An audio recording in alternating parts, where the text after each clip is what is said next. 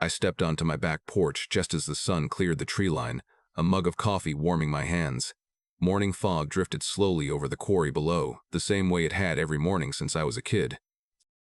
My grandfather carved that limestone pit out of this land back in 1961, and most days the view felt like looking into a piece of family history.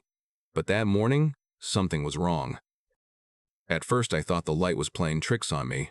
The lower terrace of the quarry looked gray, uneven. When the fog shifted, the truth came into focus.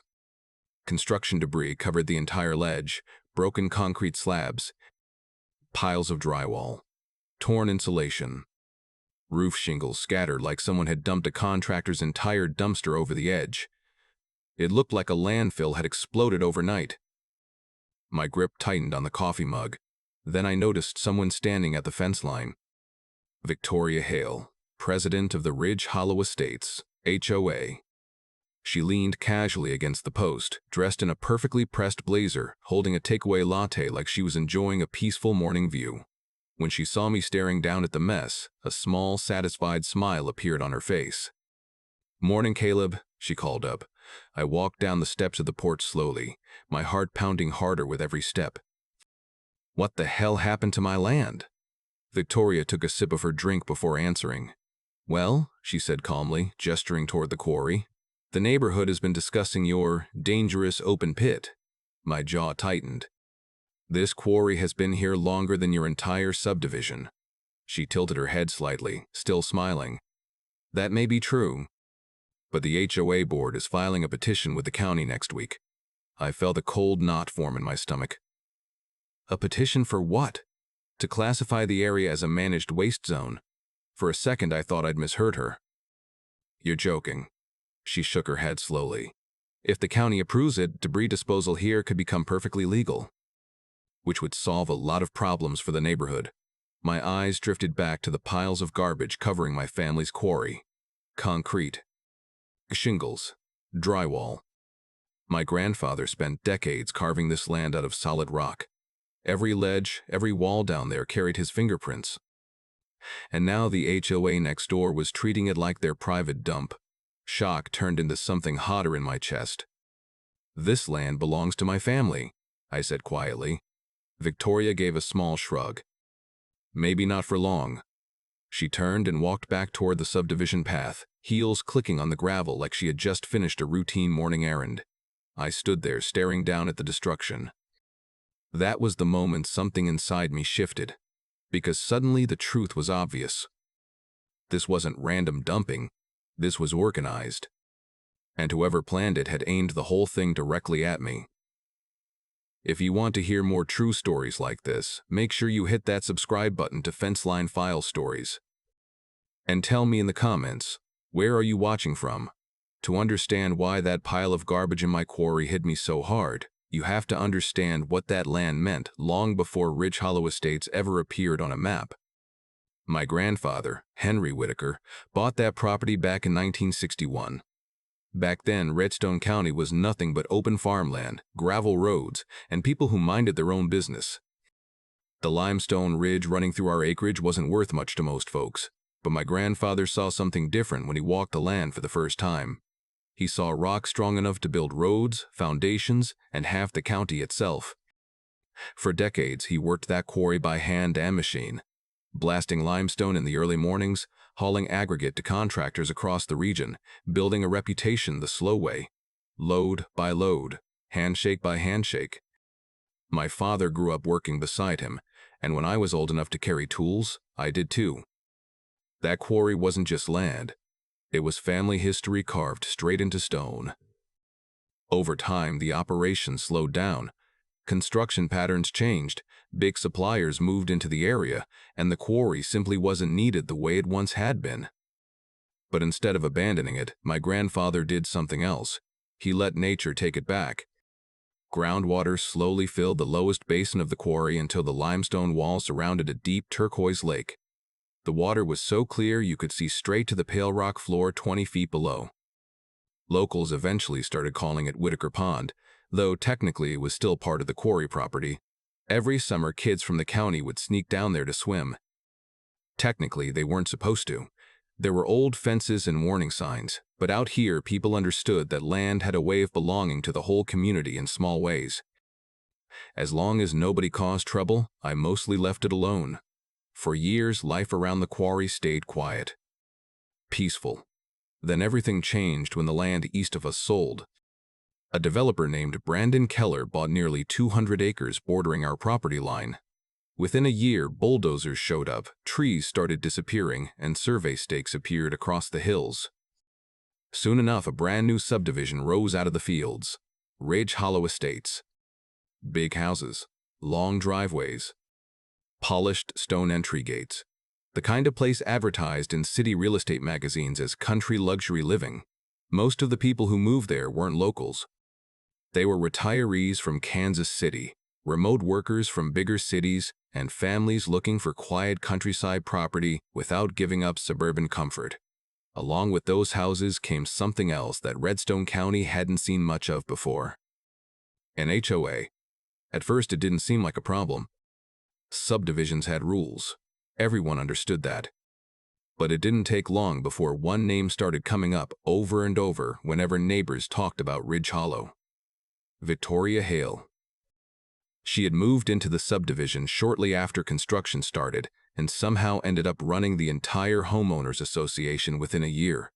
Victoria had spent decades working as a pharmaceutical sales manager, which apparently meant she knew how to organize people, manage meetings, and push paperwork through systems faster than anyone else.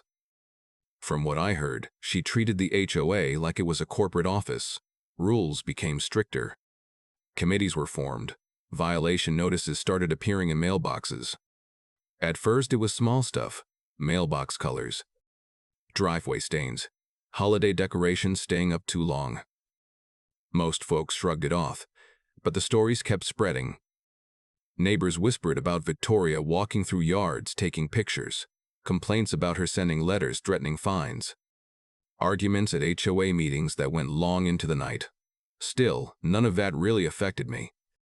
My land wasn't part of the subdivision until one afternoon at the county zoning office. I had submitted a simple proposal. After years of watching local kids sneak into the quarry to swim, I figured maybe it was time to do something official with the place. Nothing fancy, just a small recreation area, a safe swimming dock, a few picnic tables. Maybe open it on weekends for families, something the community could enjoy. The zoning meeting that day was packed more than usual. That was when I saw Victoria Hale for the first time. She sat near the front with a neat stack of papers in front of her, surrounded by several Ridge Hollow residents. When my proposal came up, she stood up like she had been waiting for that moment all afternoon. Her voice was calm, polished, professional. She talked about safety concerns, about liability risks, about the dangers of an unsecured open quarry attracting outsiders. Before I even realized what was happening, she had half the room nodding along. By the time the vote happened, my proposal lost by a single vote. 1. After the meeting, I stepped outside into the parking lot and saw Victoria standing near her car. She looked at me with a polite smile, the kind that didn't quite reach her eyes. "Nothing personal," she said. Then she drove away. Something about that moment stuck with me. It felt less like a disagreement and more like a line had quietly been drawn. Over the next few months, I started hearing more about Ridge Hollow. Rules were getting tighter. HOA patrols were supposedly checking properties. Neighbors complained about cameras pointed toward streets. Small disputes turned into formal violation notices. It began to feel like the HOA didn't just want to manage their subdivision. They wanted control over everything around it. Still, none of that prepared me for what happened 6 months later. One evening, I drove out along the eastern fence line of the quarry and noticed something strange. The wire fencing had been cut clean through. Not rusted, not broken. Cut. And just beyond the opening were fresh tire tracks pressed deep into the dirt. The tracks led straight from the Ridge Hollow service road down toward my quarry terrace. At the time, I didn't realize how important that moment was. But looking back now, that cut fence was the first warning. Something had started. And it was heading straight for my land. The first time I saw the garbage in my quarry, I tried to convince myself it was an accident. The tire tracks I'd seen near the fence a few days earlier were still fresh in my mind, so one afternoon I drove the old gravel path down toward the lower terrace to check things out. The deeper I went into the quarry, the more uneasy I felt. Something about the place looked wrong, like a familiar room where someone had quietly rearranged the furniture. Then I rounded the bend near the limestone wall and saw it. A pile of construction debris sat right in the middle of the terrace. Broken concrete slabs were stacked like someone had dumped the remains of a sidewalk. Jagged chunks of drywall leaned against each other in white, dusty layers. Roofing shingles were scattered across the dirt like black leaves after a storm. For a few seconds, I just sat there in the truck staring at it. The quarry had been part of my family's life for 3 generations, and I knew every inch of that place. Seeing someone else's trash sitting there felt like finding graffiti on your grandfather's gravestone. I got out and walked over to the pile, kicking at a piece of drywall with my boot. It crumbled instantly, sending chalky dust into the air. Someone had driven down there and dumped this intentionally, but it still felt small enough that maybe it was careless contractors. Maybe someone thought the quarry was abandoned land. So I did the responsible thing. I called the sheriff's office. A deputy came out the next day, took a few pictures, wrote a report, and told me they would look into it. His tone had the same quiet resignation you hear whenever something falls into the category of minor property crime. In other words, nothing was going to happen. For a week or so, I tried to move on. I hauled most of the debris out myself with the tractor and figured whoever had done it probably wouldn't come back now that they knew someone owned the property. I was wrong. 2 weeks later, I drove down to the quarry again, mostly out of habit. And that was when my stomach dropped. Another pile sat on the terrace.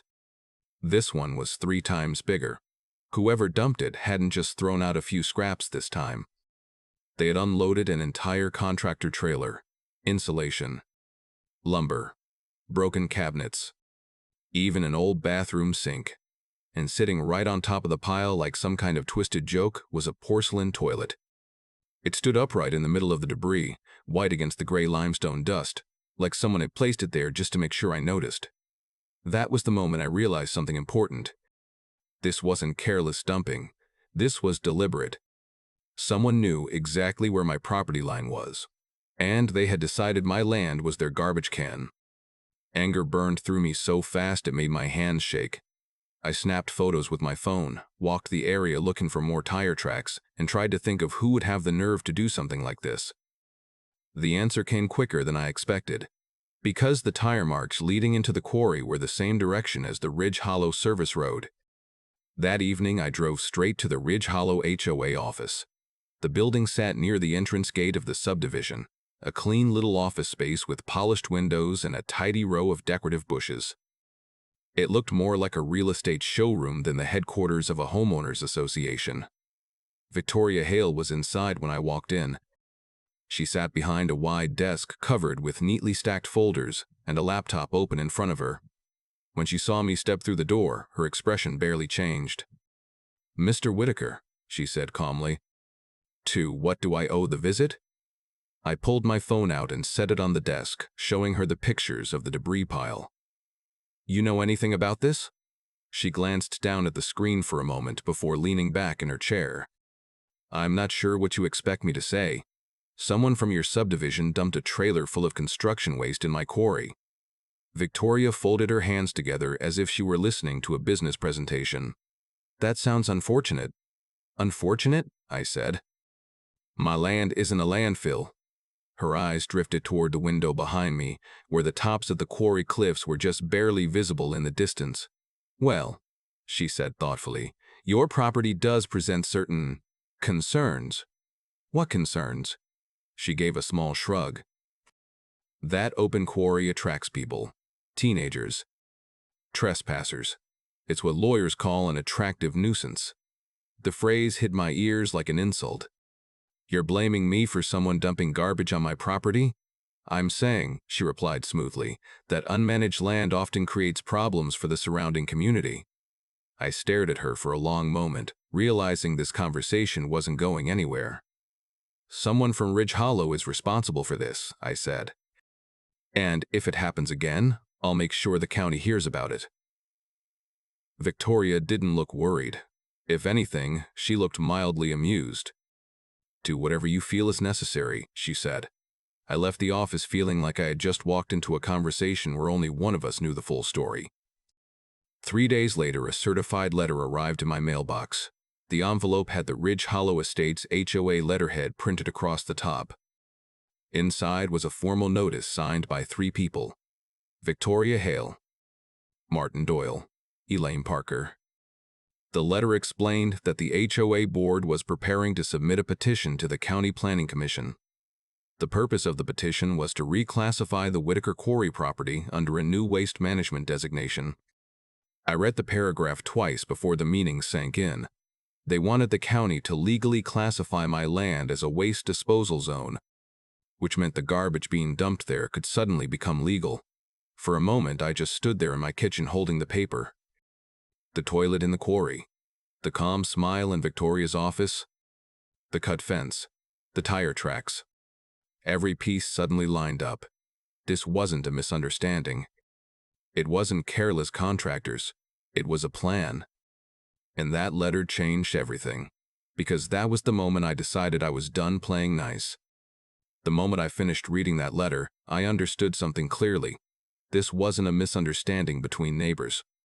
This was a strategy. And if Ridge Hollow's HOA wanted to turn my land into their landfill, I needed proof before I tried to stop them. The next morning, I drove into town and bought every trail camera the hardware store had in stock. By the end of the day, I had 6 of them mounted along the quarry's eastern access points. I positioned them high in the trees where headlights would trigger the sensors, but the devices themselves would be almost impossible to notice in the dark. Then I waited. For the first few days, nothing happened.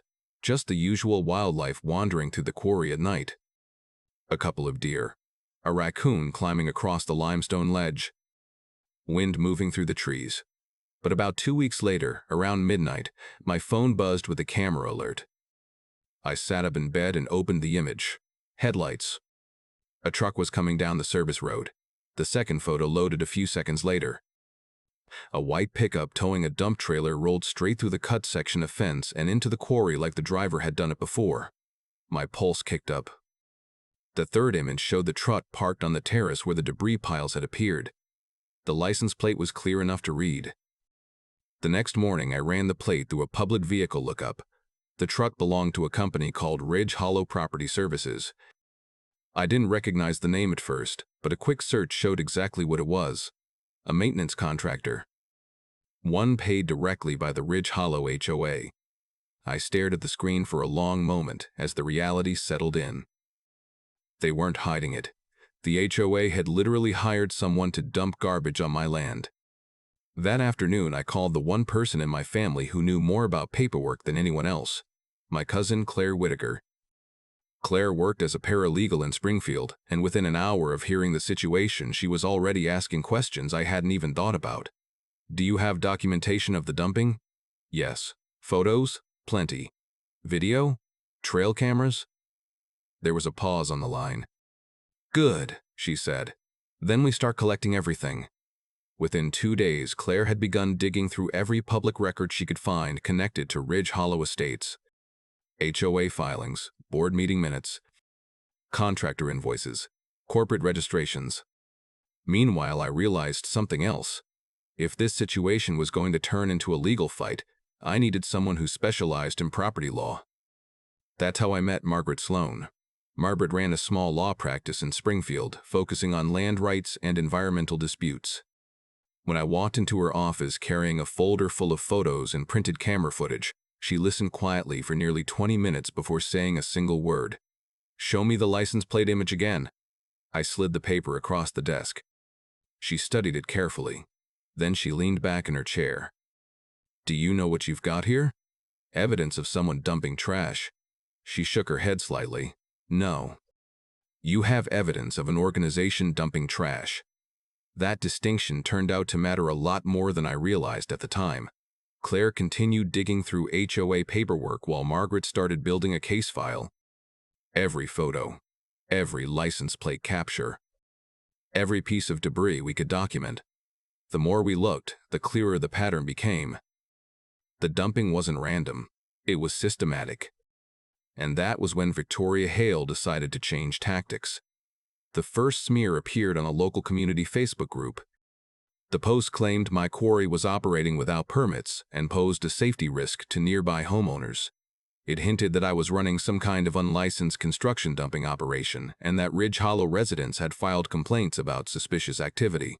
Within a few hours, comments started piling up. Some people questioned the story.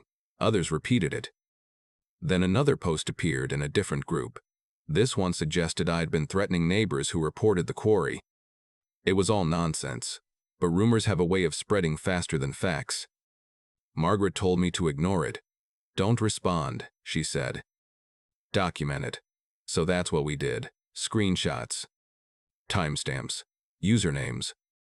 Everything went into the growing evidence file. A week later, the County Planning Commission scheduled a hearing about the HOA petition to reclassify my land. Margaret and I prepared a response explaining the illegal dumping and requesting a formal investigation. But when we arrived at the county office that morning, something felt wrong immediately. The hearing room was nearly empty. A clerk behind the desk looked up when we walked in. "Oh," she said casually. "That meeting was moved."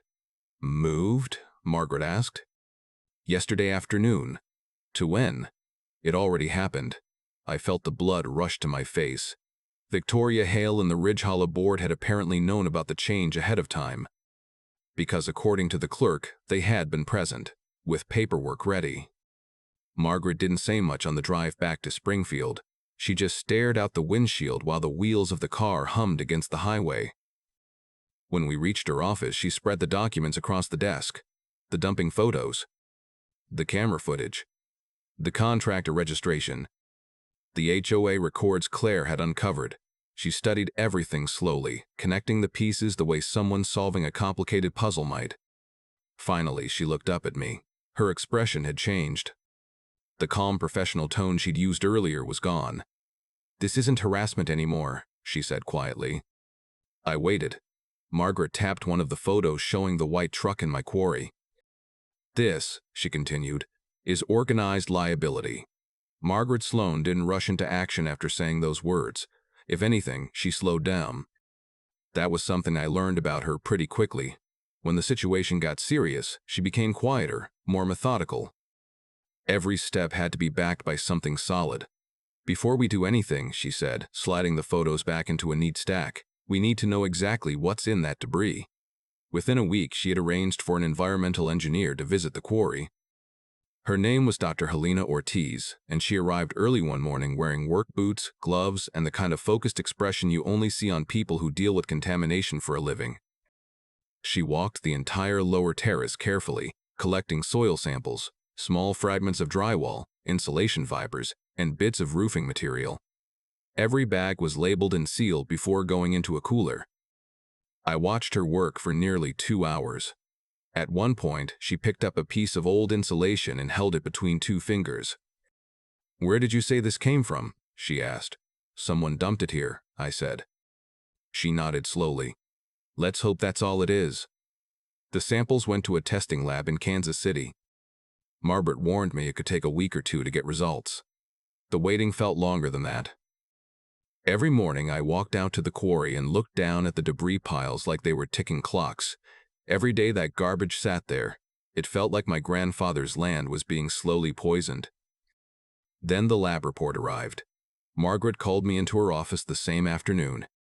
When I sat down across from her desk, she didn't say anything right away. She just handed me a printed report. I scanned the first page and immediately saw 2 words that made my chest tighten. Asbestos. Lead. I looked up at her. "You're telling me someone dumped hazardous material on my land?" Margaret nodded. Drywall compounds and insulation from older structures often contain asbestos. The paint fragments in those boards show lead levels above federal thresholds. For a moment, I just stared at the report. Until that point, the situation had felt like a vicious HOA dispute. Now it was something else entirely. "What does that mean legally?" I asked. Margaret folded her hands. "It means this isn't just a county issue anymore." She tapped the report lightly. "This triggers federal environmental oversight. Within 2 days, a formal complaint was filed with the Environmental Protection Agency. That single lab report changed the gravity of the entire situation. What had looked like neighborhood harassment now qualified as illegal disposal of hazardous materials. And that kind of violation carried consequences far beyond HOA fines.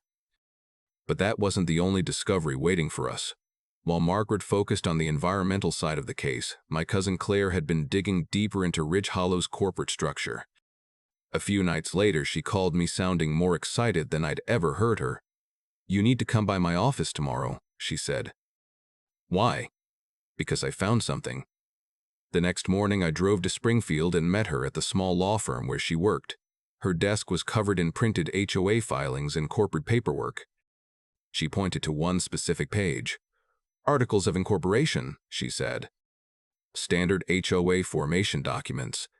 I scanned the legal language without really understanding what I was looking for. "What am I supposed to see here?" Claire leaned over and highlighted a paragraph halfway down the page. "Read that line." I read it twice before the meaning clicked. "Board members shall be personally liable for damages resulting from willful misconduct or illegal actions taken in their official capacity." I looked up at her slowly. "You're saying—" "Yes," Claire said. "Victoria Hale." She tapped the page. "Martin Doyle." Another tap. "And Elaine Parker." Her finger rested on the line. "They're not protected by the HOA if this was intentional." For the first time since this nightmare started, I felt the balance shift. Because those 3 names weren't just administrators behind a homeowners association. They were individuals. With houses, savings, personal assets. And if the court determined they knowingly dumped hazardous waste on my property, those assets could be exposed. But Claire wasn't finished. She pulled another document from the stack. "These are the HOA financial statements from the last year." She pointed to several line items. "Payments to Ridge Hollow Property Services, waste removal, construction cleanup, debris hauling." Then she turned the page to show the contractor invoices.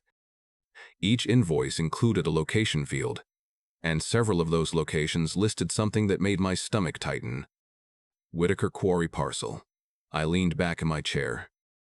"They billed the HOA for dumping garbage on my land?" Claire nodded. "And the HOA paid them." The realization spread slowly through my mind. That meant every homeowner in Ridge Hollow had unknowingly funded the dumping operation through their monthly dues. The board hadn't just attacked me. They had used their own community's money to do it. Later that afternoon, I sat across from Margaret Sloan again. The environmental report sat on the desk beside Claire's paperwork. Hazardous contamination, contractor invoices, personal liability clauses. Margaret studied everything quietly. Finally, she closed the folder. "So," she said, "you have a decision to make." "What kind of decision?" "You can ask them to stop and hope they back down." She paused. "Or we escalate." I thought about my grandfather's quarry. About the piles of contaminated debris sitting on that limestone terrace. About the calm smile Victoria Hale had worn the morning she told me they planned to turn my land into a landfill. "There's nothing to negotiate," I said. Margaret gave a small nod. "Then we escalate." Within 48 hours, she filed the lawsuit. Trespass, environmental contamination, property damage, defamation, business interference. The complaint named Ridge Hollow Estates, HOA, Ridge Hollow Property Services, and 3 individual board members. Victoria Hale, Martin Doyle, Elaine Parker. When Margaret finished explaining the filing, I leaned back in the chair and let out a long breath, because that was the moment I realized something. The HOA hadn't started a neighborhood fight. They had started a lawsuit they couldn't survive.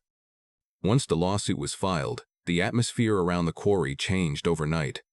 Before that moment, the dumping had felt like a quiet war carried out in the dark.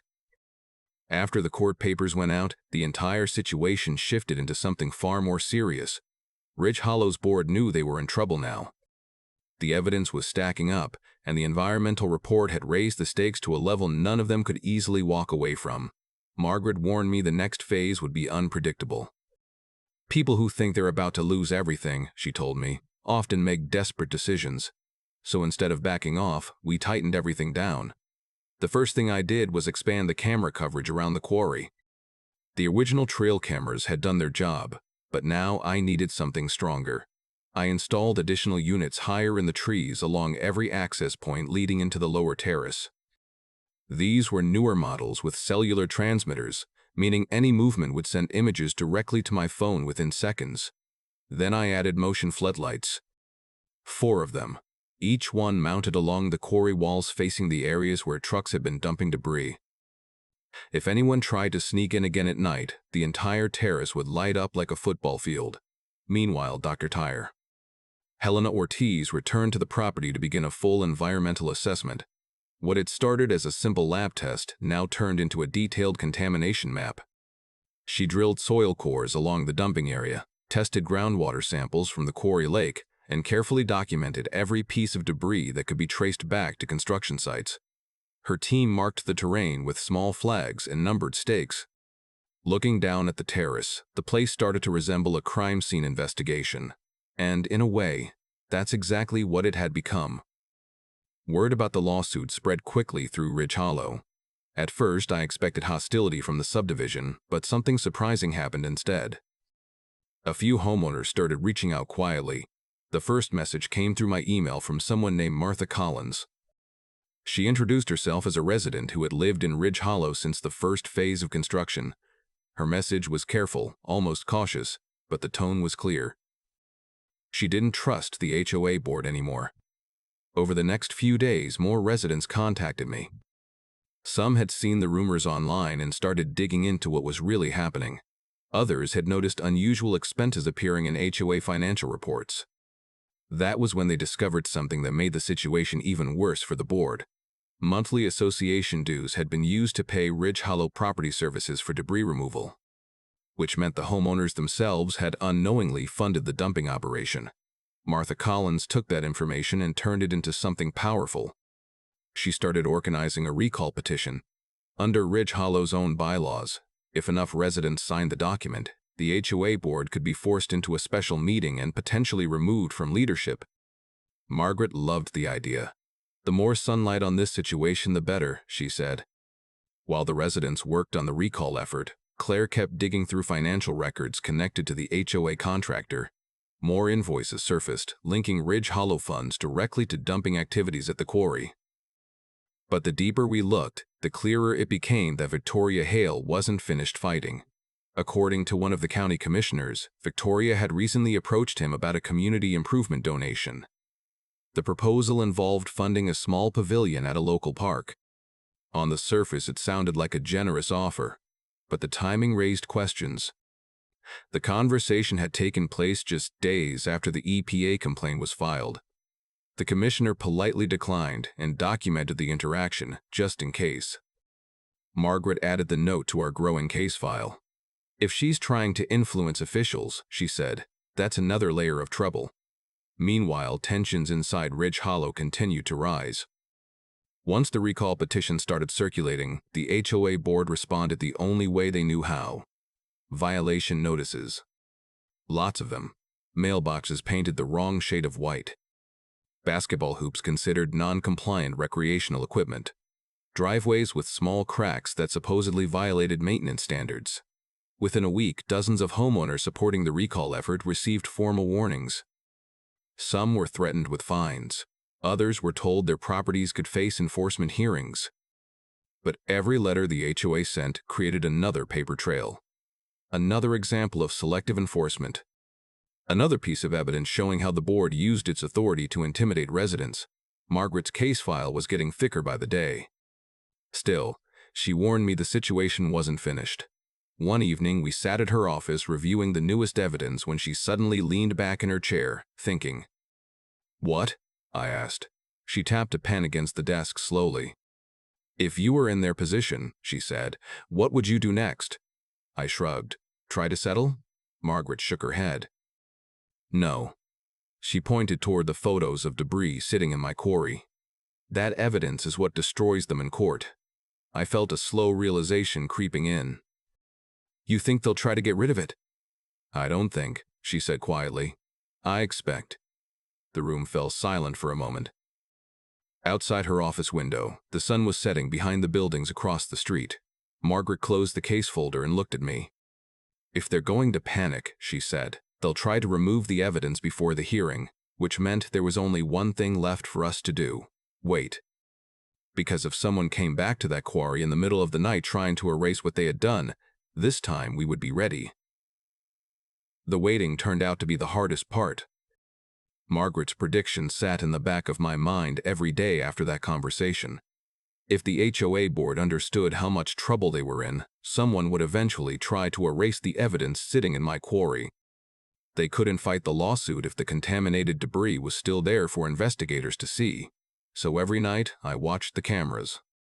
Most evenings, I sat out on the back porch with my laptop open beside me, the cold air rolling down from the limestone walls while the quarry below rested in darkness. The camera feeds refreshed every few seconds, showing nothing but still rock, scattered debris piles, and the pale glow of the floodlights waiting to be triggered. Days passed, then weeks.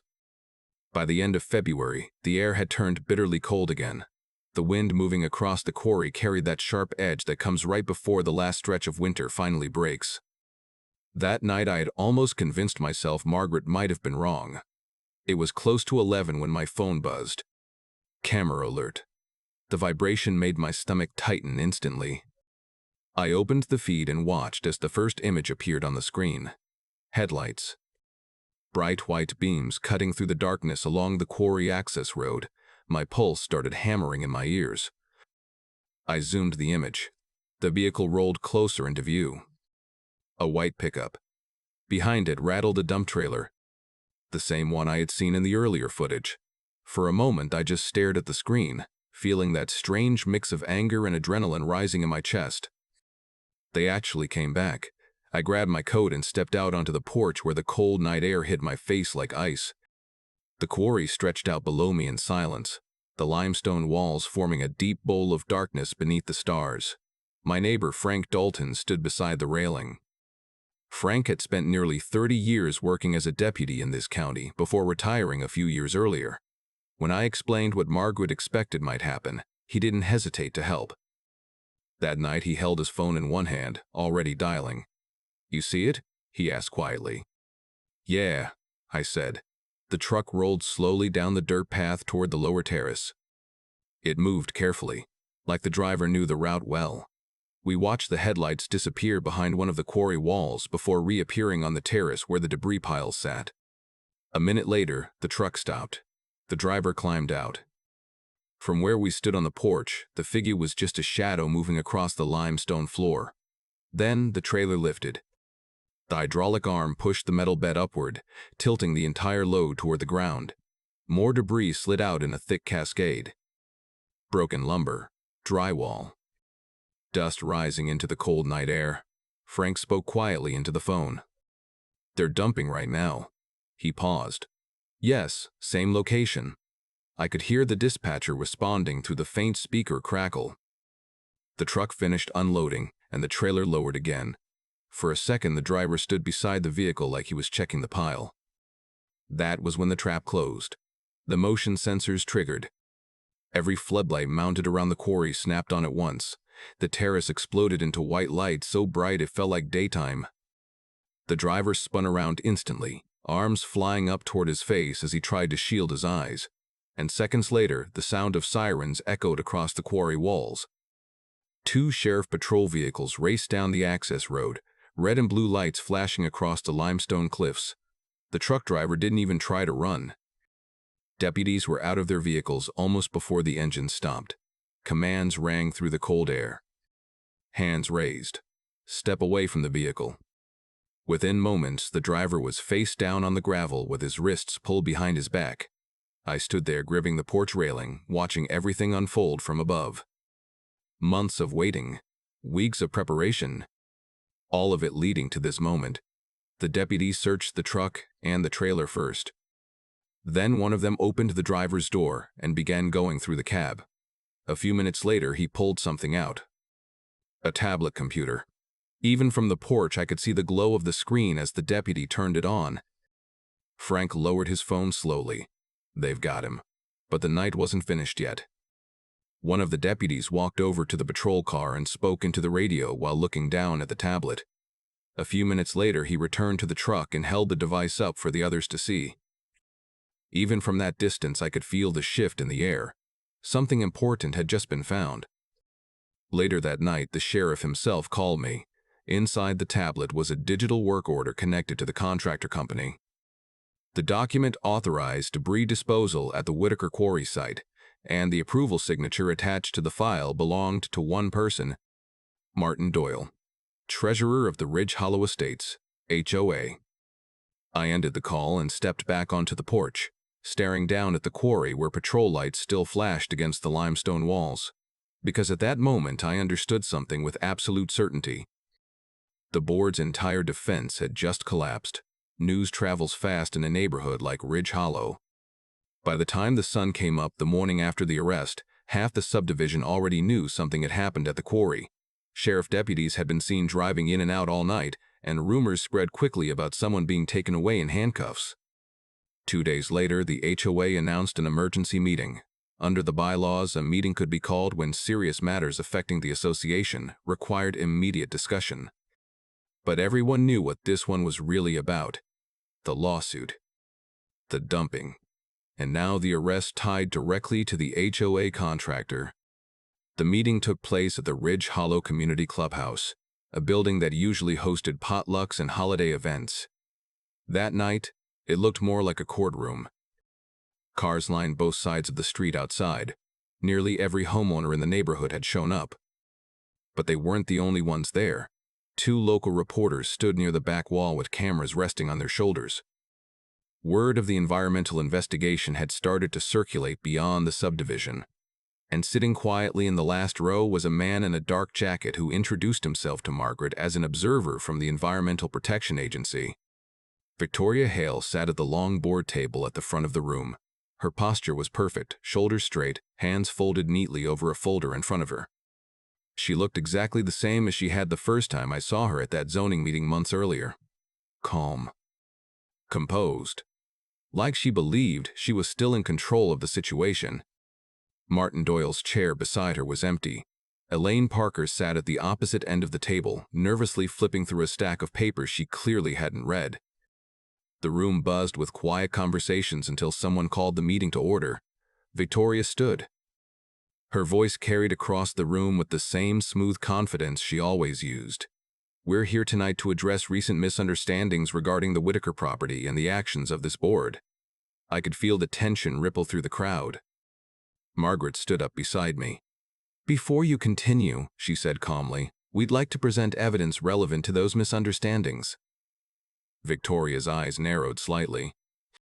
"This is not a courtroom." "No," Margaret replied, "but many of your residents deserve to know the truth." The reporters immediately turned their cameras toward the front of the room. Margaret walked to the projector screen mounted on the clubhouse wall and connected a laptop. The first image appeared.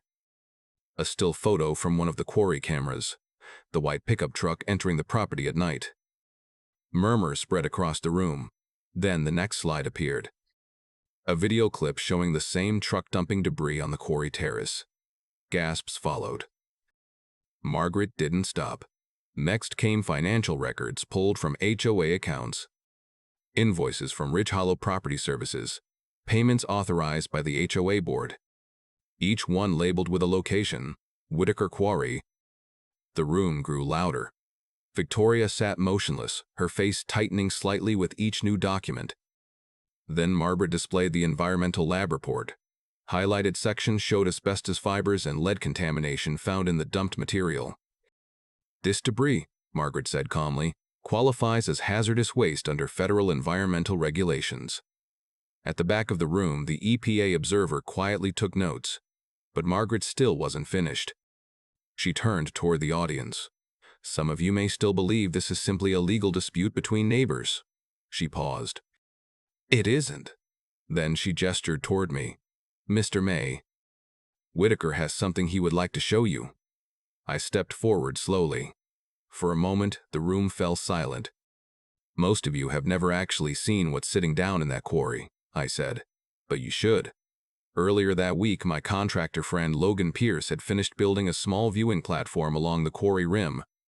From that spot, you could see the entire lower terrace clearly. After this meeting, I continued, anyone who wants to can walk over and look at it yourselves. The reaction was immediate. Dozens of homeowners began whispering to each other. Some of them had already seen the camera footage. Now they wanted to see the damage with their own eyes. But before anyone could stand up, something unexpected happened. Elaine Parker slowly pushed her chair back from the board table. Her hands trembled slightly as she stood. "I can't do this," she said quietly.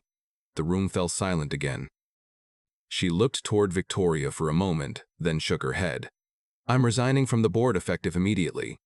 Without another word, she gathered her purse and walked out of the clubhouse. Victoria's composure cracked for the first time. A few minutes later, someone stood in the crowd holding a thick stack of papers. The recall petition. Martha Collins stepped forward with it. "We have enough signatures," she announced. "The bylaws required a vote." Right there. Right then. Hands rose across the room, one after another. The decision was overwhelming. Victoria Hale was officially removed as president of the Ridge Hollow Estates HOA. For a moment, she remained seated at the table, staring down at the papers in front of her. Then she slowly stood up, picked up her folder, and walked toward the exit. No one said a word as she passed. The room simply watched. And for the first time since this whole nightmare began, the power in that room wasn't hers anymore.